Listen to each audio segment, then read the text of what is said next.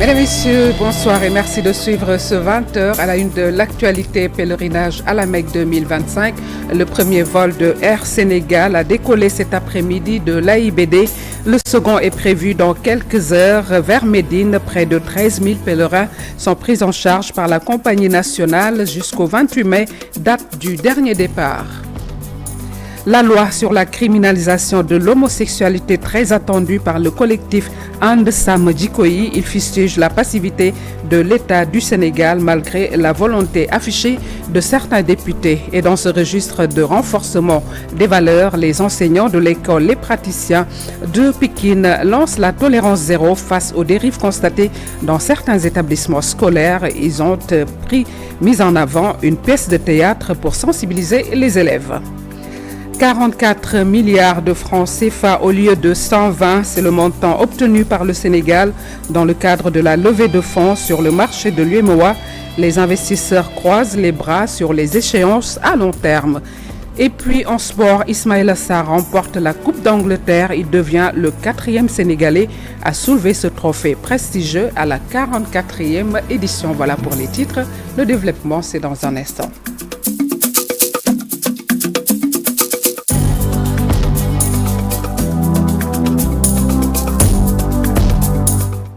Nous vous le disions en titre, pèlerinage à la Mecque 2025. Le premier vol en partance pour la ville sainte a décollé à 17h, exactement 20 minutes de l'aéroport international Blaise Diagne. Selon le directeur général d'Air Sénégal, M. Tidjane Ndiaye, le second vol prévu pour ce soir prendra les airs aux environs de 22h.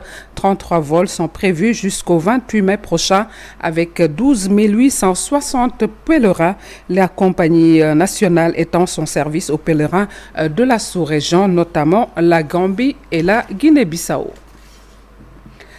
Enfin, une bande d'individus qui hantaient le sommeil des populations de Saint-Louis arrêtés après 4 mois de filature. La police du Nord fait le point sur leur arrestation spectaculaire. Le commissaire Mamadou Lamarana Diallo invite les citoyens à s'investir aux côtés des hommes de loi pour mettre la main sur les délinquants, nous dit Ousseynou Diop. À Saint-Louis, ville en pleine expansion, de se doter d'une infrastructure judiciaire. Le commissaire Lamarana Diallo, si l'élément est en place. Autre fait marquant l'actualité, cap sur le quai de pêche de Bombay. 6 ans après son inauguration, l'ouvrage reste sous-exploité malgré un investissement de 350 millions de francs CFA consentis par l'État du Sénégal. De quoi inquiéter les autorités locales. C'est un reportage de Abdou Diouf Diagne, Ahmadou Bamba Samb. 6 ans après sa mise en service, le quai de pêche de Bargny n'a toujours pas été pleinement intégré dans le quotidien des pêcheurs. Une situation que déplore le maire de la commune, visiblement préoccupé par l'inertie autour de ce projet pourtant crucial pour l'économie locale. Le quai de pêche, ça c'est une vieille doléance que les pêcheurs ont toujours réclamée. Dieu a fait que l'ancien maire avait fait la diligence au niveau du ministre de la Pêche qui a fait de telle sorte qu'aujourd'hui, Bargny à son quai de pêche. Donc si le quai ne marche pas, c'est pas à cause du maire ni à cause des autres acteurs.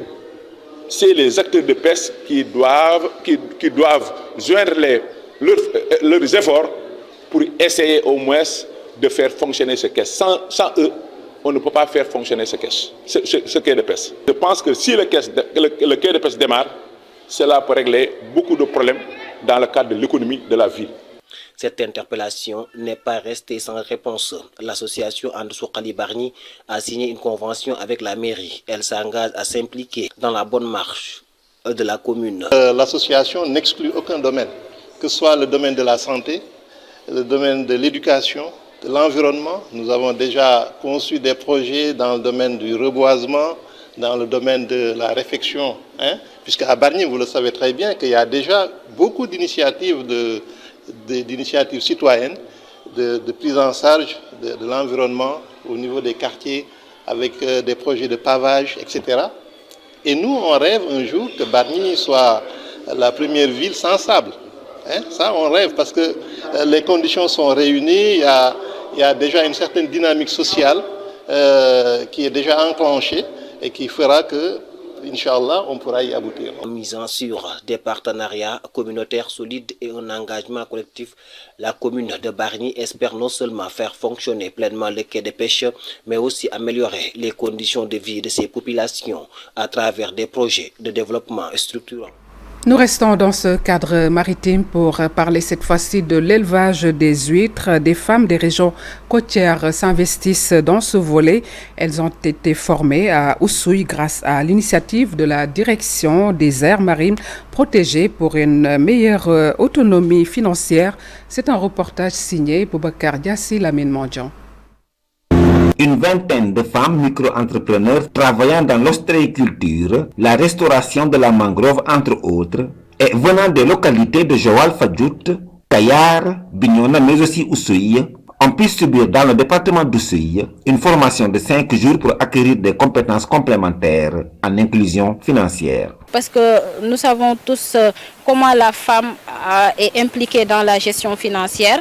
Et nous travaillons dans la gestion des pêcheries, notre premier pilier, avec les femmes, dans l'ostréiculture, dans la restauration des mangroves, et de les apprendre comment vraiment gérer leurs finances, comment vraiment gérer durablement leurs revenus en conservant les ressources naturelles. Ça va nous permettre de développer nos activités parce que d'abord, nous, on travaille sur l'environnement.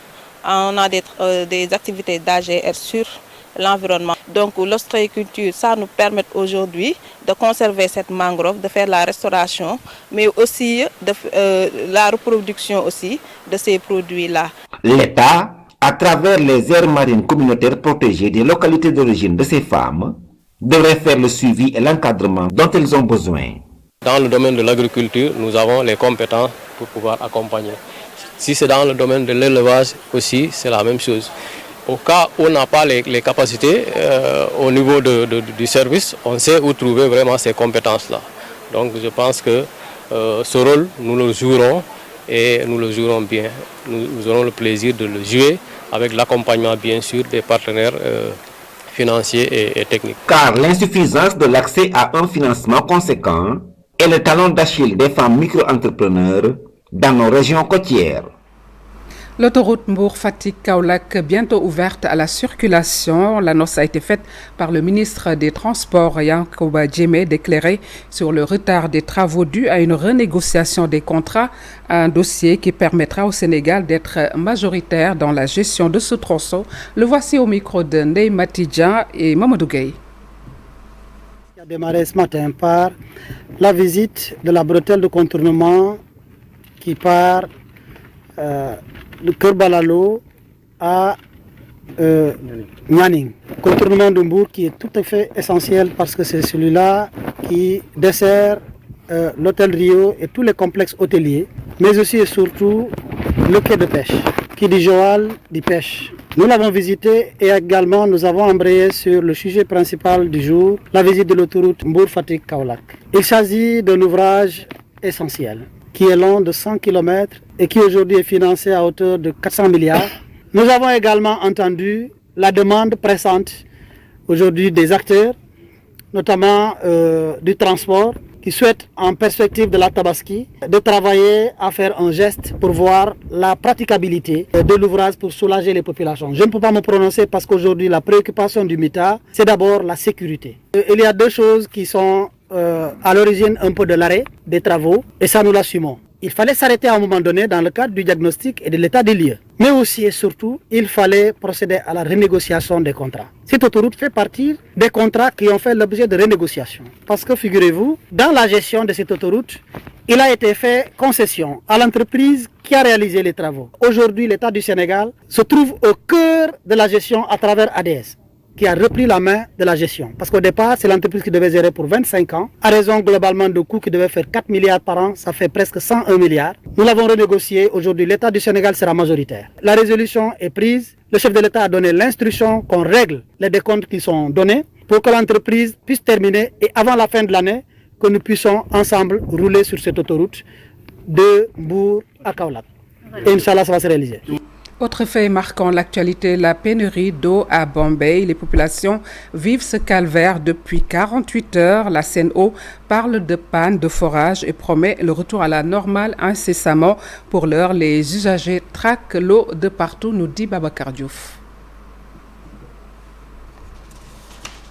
On traque le liquide précieux jusque dans les villages environnants. Elles sont plus que fatiguées, chante-t-elle encore.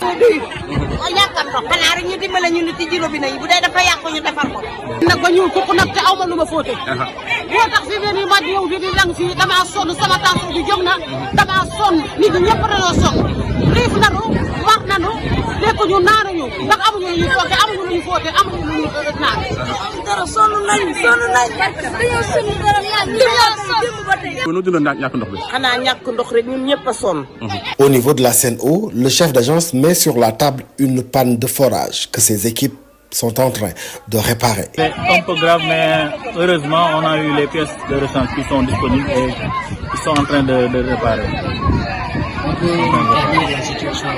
Bientôt, normalement. Parce qu'en ce moment même, il y a les autres forages qui desservent Bambey, qui sont en cours, en service et qui desservent une partie de la population de Bambey.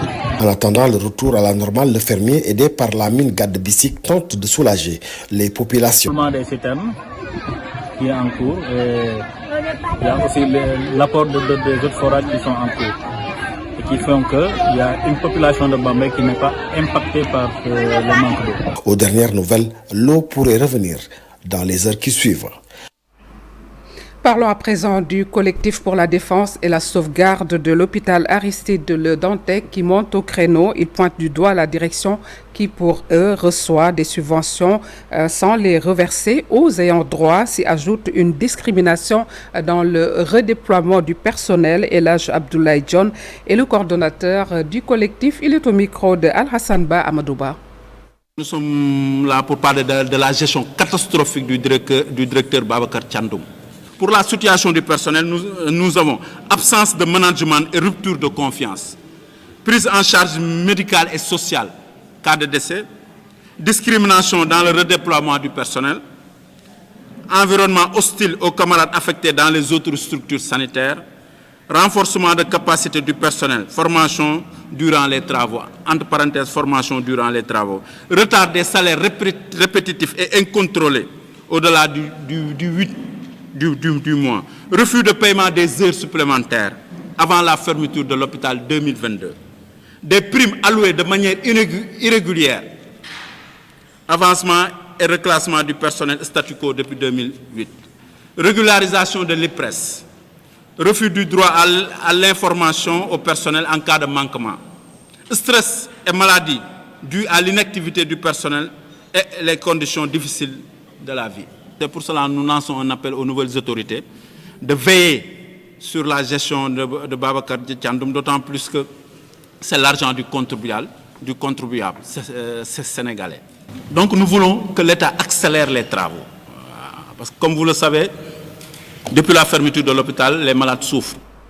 Dans ce registre santé, l'Association nationale des établissements de santé catholiques du Sénégal s'investit sur la promotion de la santé et la préservation de la dignité humaine. L'organisation née en 1967 a tenu son assemblée générale ce samedi pour répondre aux normes de l'Organisation mondiale de la santé et réfléchir sur d'autres issues. Voici la sœur Madeleine Ndour au micro de Daniel Diouf. Un élément apparemment qui n'est pas en place. Suite de l'actualité, nous parlons de la direction du service d'hygiène qui a visité aujourd'hui plusieurs sites de vente de viande au quartier de Médina. Un contrôle phytosanitaire a été effectué pour mettre la main sur les produits impropres à la consommation. Cela fait suite à la viande de chat découverte chez certains vendeurs. Mamadou Fall, Armadouba, reportage.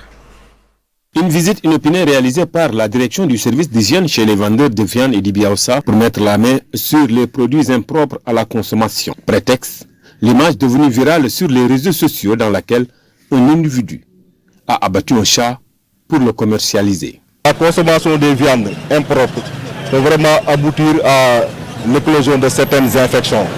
Parce que aussi bien que l'homme que l'animal sont ce qu'on appelle des réservoirs de virus. Donc ça veut dire qu'on peut avoir vraiment des maladies qui proviennent aussi bien de l'homme vers l'animal que de l'animal vers l'homme. Et en ce qui concerne vraiment les chats, souvent ce qu'on redoute le plus, c'est ce qu'on appelle la toxoplasmose. Donc qui est une maladie qui est très redoutable, mais en réalité qui a des incidences surtout au niveau de la femme enceinte. Cette tournée a pour but de sensibiliser davantage aux dangers liés à la consommation de ces viandes. Vraiment renforcer ce contrôle, mais même intégrer le contrôle nocturne, parce qu'apparemment, c'est ce que la police a eu à mettre la main, c'est des gens qui faisaient cette activité nuitamment. Donc il faudra qu'on puisse développer ces deux types de stratégies qui consistent à faire des tirs groupés pour vraiment essayer de juguler ce phénomène qui a vraiment tendance à prendre de l'ampleur. Parce qu'une fois également au niveau de Petersen, les gens avaient retrouvé même donc, des dents de chat chez quelqu'un qui vendait vraiment de la viande. Donc, le directeur du service d'hygiène alerte, le chat est porteur de virus très dangereux pour la santé publique. Les rideaux sont tombés sur le 3e congrès de l'Union syndicale africaine. Saïli du Maroc et Cheikh Alassane Sound du Sénégal, respectivement président et secrétaire, ont été investis. Ils ont fortement plaidé pour le respect strict des droits des migrants africains. Voici Cheikh Alassane Sound plutôt, au micro de Abdoulaye Patéane. Aussi également des recommandations par rapport à l'immigration circulaire, que les travailleurs véritablement qui exercent ou bien qui font le déplacement dans ces pays, qu'ils soient véritablement protégés, qu'il y ait une bonne protection sociale de ces travailleurs, qu'on puisse les garantir aussi également la sécurité, et qu'on puisse les mettre aussi dans des conditions favorables. Parce que conformément aux normes internationales du travail, on a discuté avec son Excellence l'ambassadeur Hassan sur ce plan-là. Comme vous le savez, le Sénégal et le Maroc ont des relations séculaires. Le problème a été posé au niveau de l'Assemblée nationale, ça a été reconnu par les populations ressortissants sénégalais pour travailler dans la fonction publique marocaine réciproquement. Donc ce sont des relations qui datent de très longtemps. Sur l'éducation à l'école, zéro tolérance en milieu scolaire et surtout quand, durant les semaines culturelles, les enseignants de l'école, les praticiens de Pikine veillent au grain et sensibilisent. Une pièce de théâtre a été faite dans ce sens, occasion également d'alerter sur les dangers en mer. C'est un reportage signé Habib Faye. C'est un jour de fête pour les élèves de l'école, les praticiens de Pikine. Des pas de danse, des pièces théâtrales et des démonstrations au menu. Seul hic, les pas de danse esquivés dans certains établissements scolaires, fustigés par l'administration qui alerte. Il y a toujours un dilemme entre arborer une approche culturelle tout en évitant cette extravagance. Le enseignement scolaire, c'est un lieu d'apprentissage. On apprend la gestion, on apprend le marketing, on apprend à gérer, à diriger, mais aussi on apprend à être correct. C'est un lieu d'apprentissage qui vient continuer ce qui se fait entre les quatre murs. C'est ce que je parlais tout à l'heure, parce que la danse, le savoir fait partie de notre culture, mais il y a aussi des limites, il y a aussi des valeurs à préserver. Ces valeurs de probité, ces valeurs que nous avons léguées nos anciennes, que nos grands-mères, nos mères. À l'approche des grandes vacances, les plages sont fréquentées souvent par les élèves. 3 parmi eux ont perdu la vie, déplore le directeur de l'élémentaire. Nous vous invitons aussi, toujours dans le budget du ministère, à éviter les plages interdites. Dernièrement, 4 élèves sont décédés sans que les parents et l'enseignement ne soient au courant parce qu'ils sont allés à la plage sans autorisation.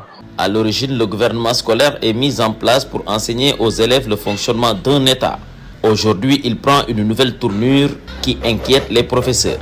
Cependant, ils invitent les élèves à redoubler d'efforts et à se concentrer sur leur objectif.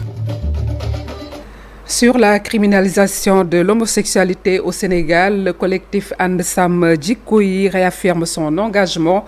Il rappelle la passivité de l'État malgré la réaction de certains députés. Il espère une proposition de loi bientôt soumise à l'Assemblée nationale. Voici Cheikh Ahmadou Mboup, le porte-parole du collectif, au micro de Al Hassan Ba et Mohamed Dia. Beaucoup de députés, qu'ils soient du pouvoir, de l'opposition ou non alignés, sont sensibles à notre cause.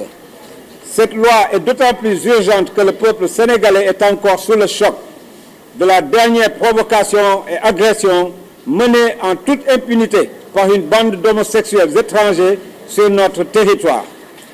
Nous appelons l'État à ouvrir une enquête afin d'élucider les mobiles réels de cet acte et les éventuels commanditaires et complices résidant au Sénégal ou à l'étranger.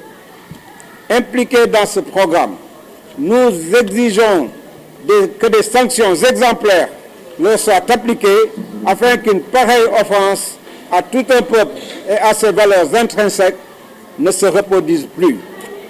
Le site français LGB quelque chose, en annonçant les films homosexuels sortis en ce mois de mai 2025 à travers le monde, a cité le nouveau film sénégalais Timpi Tampa. Dans sa description, toujours le même site basé en France poursuit, mention spéciale au FESPACO 2025, le film mêle comédie, satire sociale et message LGBTQI fort. Mesdames, Messieurs, comment, au vu de tout ce que nous venons de dire, une personne de bonne foi peut-elle prétendre qu'Ansa Mudjikoyi n'a rien fait? L'Association nationale des établissements de santé catholique du Sénégal s'investit pour la promotion de la santé et la préservation de la dignité humaine. L'organisation, née en 1967, a tenu son assemblée générale pour répondre aux normes de l'Organisation mondiale de la santé et réfléchir sur d'autres issues. Voici la sœur Madeleine Ndour et les médecins pédiatres au micro de Daniel Diouf. Nous nous inscrivons dans cette dynamique de l'Église qui cherche à promouvoir la dignité de la personne humaine. Et donc, soigner les malades fait partie de sa mission, comme l'a fait Jésus. Donc nous soignons, nous sommes comme les autres soignants, mais ce que nous apportons en plus, c'est cette note de justice sociale, de la dignité de la personne humaine, d'être du côté du plus pauvre. Et donc, c'est dans ce sens-là que nous essayons de travailler et de rendre la santé, de participer en fait à cette mission de redonner à l'homme sa santé, son bien-être physique, mental et social, comme le définit l'OMS.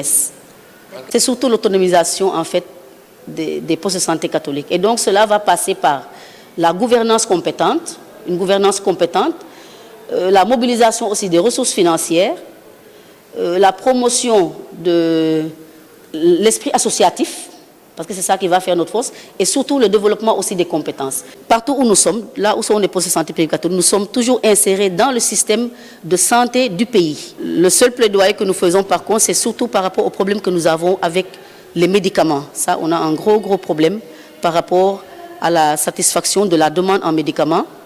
Et également, si c'était possible aussi, qu'il y ait une subvention pour les postes, parce que, comme je vous l'ai dit, nous sommes dans le social. Souvent, les gens viennent parfois démunis, nous les prenons quand même en charge, et c'est des Sénégalais.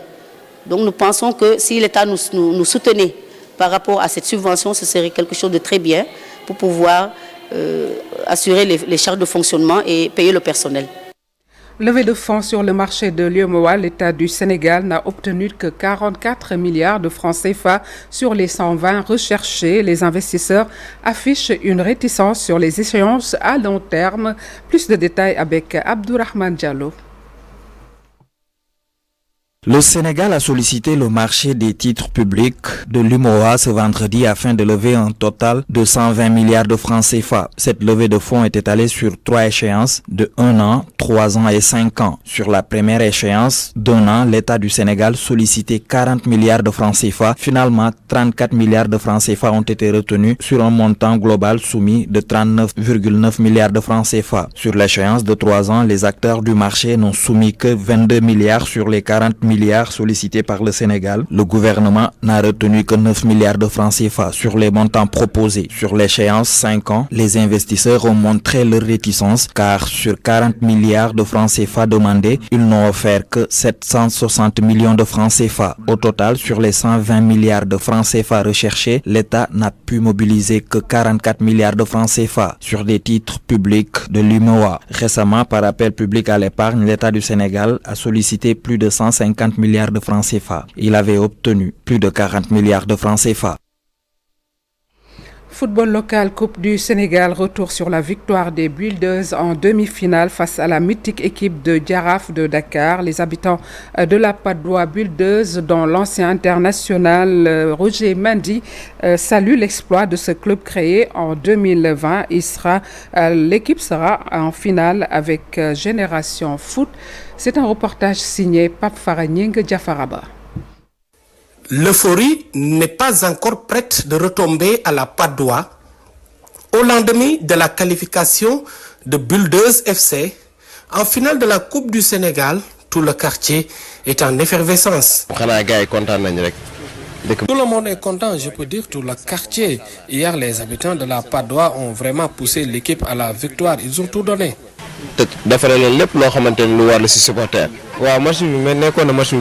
C'était un match très difficile car Jaraaf est une très grande équipe, le club le plus titré en Coupe du Sénégal et au niveau du championnat. Nous avons donc tout simplement respecté les consignes du coach. Nous étions prêts dans tous les aspects. Le petit poussé Builders FC du National 1 qui sort le club le plus titré au Sénégal, l'ASC Jaraaf de la Ligue 1, des exploits qui arrivent en coupe. C'est une coupe et c'est tellement différent du championnat. Donc ils ont fait un exploit et cet exploit ça arrive souvent durant les coupes nationales, des trucs comme ça, même en première division. De l'autre côté, chez les pros, c'est pareil. Ils n'ont qu'un seul match à jouer et c'est leur match de la vie. Donc ils y mettent tout pour essayer de gagner le match. Donc c'est pas une surprise pour moi. Sur un match, il n'y a pas de plus force. Il n'y a que la chance et la persévérance de l'équipe. J'ai été éliminé même avec de petites équipes quand j'étais au Sénégal, même chez les pros. Donc c'est normal.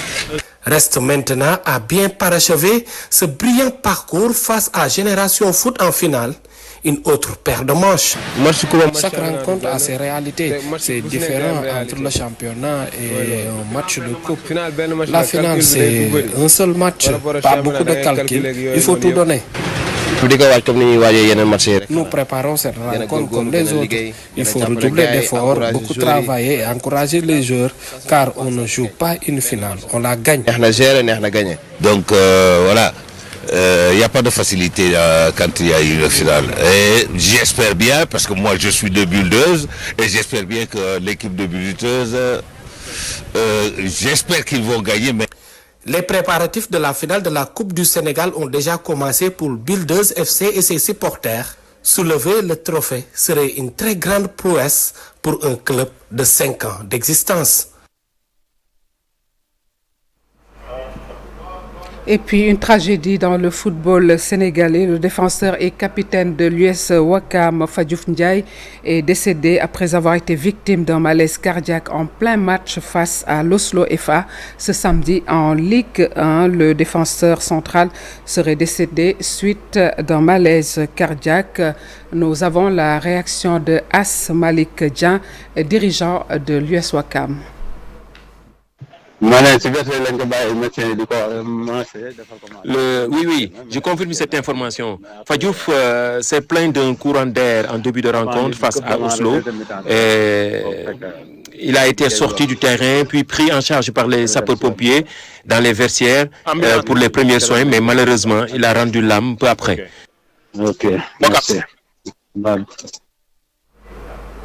Autre fait marquant l'actualité sportive, Ismaïla Sarr qui succède à Sadio Mané au palmarès des Sénégalais vainqueurs de la Coupe d'Angleterre titulaire.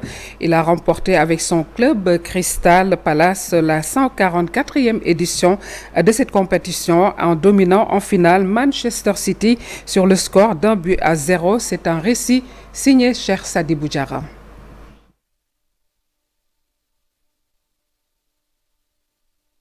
Sadibou Diarra n'est pas encore en place. Mesdames, Messieurs, voilà qui met fin à cette présente édition. Merci de l'avoir suivi.